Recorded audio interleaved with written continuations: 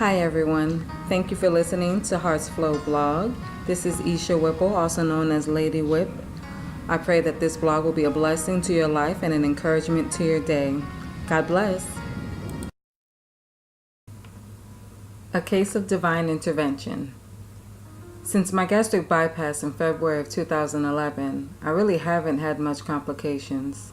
I mean, you hear of people getting deathly sick or even dealing with life-altering illnesses that almost make having the surgery and losing all the weight not worth the trouble. For me, it was the small things like becoming anemic and having to take multivitamins and B12.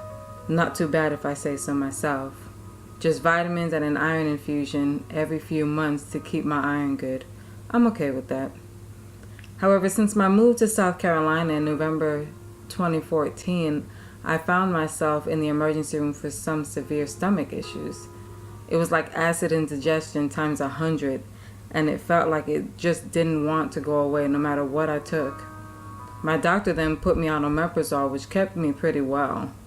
I only had to take it once a day, and my stomach was okay, but something changed. A little over a week ago, I began to have another one of those days where the acid level felt way too high for my liking, and I was getting these in and out spouts of pain from what felt like acid issues again in my stomach. The first 2 or 3 days, it was in and out, and I would take some Maalox and keep going. Then it became chronic, and the pain simply stayed. It stayed there giving me stinging sensations in my stomach that became so strong it hurt to eat. It felt like I could feel whatever I ate or drank slowly making its way down and gave me a sensation as if it was landing in a pool of acid. It was torture. I went to the ER and they took some blood and urine tests. When all came out normal, they gave me a script for pain and sent me on my way. That wasn't good enough for me. I had recently done some blood work for my doctor, so they had me come in the next day since my iron was low to arrange a referral for an infusion.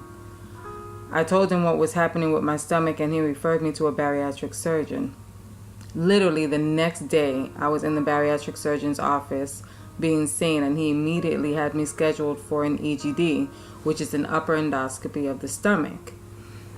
In layman's terms, is when they stick a tube with a tiny camera down your throat and check your insides. I woke up Tuesday nervous but ready to go in and get this EGD done in hopes they would finally find out what has been causing this pain. At the same time, I was frustrated at the thought of missing work since I don't get paid for days off and we have bills to catch up on. I sat in my bed weighing the pros and cons of it all and asking God to please open the eyes of these doctors so this wouldn't be a waste of time and money. I sent out a text to a few friends and ministers from church asking them to cover me and my husband Derek as we went in for the procedure. That God would give us some answers. Also for Derek, because for anyone who knows him, he tends to worry about me more than me. I gotta love that guy. So I got up and I'm getting the kids ready for school and daycare, and my worship pastor texts me.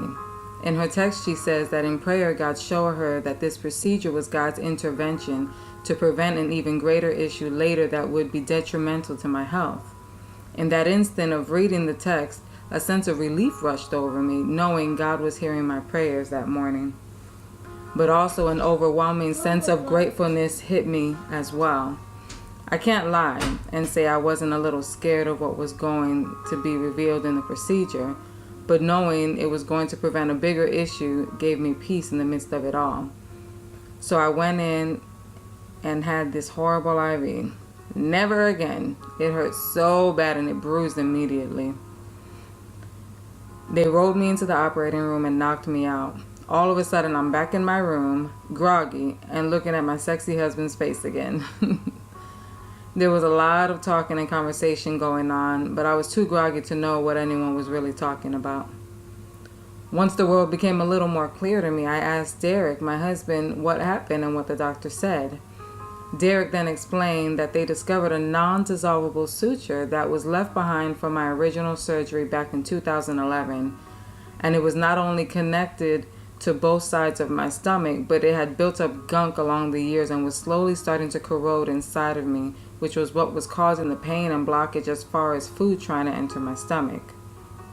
Shocked is the only word that could come to mind. I mean, had I not gotten this procedure done, it could have infected me, and no doctor on earth would have thought to do an EGD to see if some random suture was in there corroding and causing infection. I'm so beyond grateful. Beyond grateful that God loves me enough to have things go the way they did so that a random corroding suture in my stomach could be discovered and removed before it could cause real devastating damage. I can truly say I'm alive simply because of God's love, care, and protection for me. He's done so much and kept me from so much in my life. This is just a glimpse. As time goes by and God allows, I will share much more than that with you. This is what we're here for, to share testimonies like this that can help encourage someone else, anyone else. Today, I simply want to encourage you to hold on. Whether it's a health issue, bills, debt, a rebellious child, a crappy job, or a marriage on the brink of divorce. Never stop praying. My life motto is God can do anything in 24 hours. I know that to be true for myself, and I pray that God will prove that to be true in your life if He hasn't already. Even when we can't see it, God is working on our behalf. We just have to keep praying and hold on to His promises. Until next time. Be blessed. Don't forget to check out my books, Heart's Flow and Lady Whip Chronicles. Both are available on Amazon in print or Kindle ebook format. Thank you.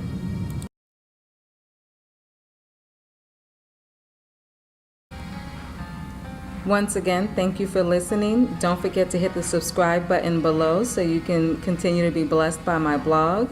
And until next time, be blessed, everyone.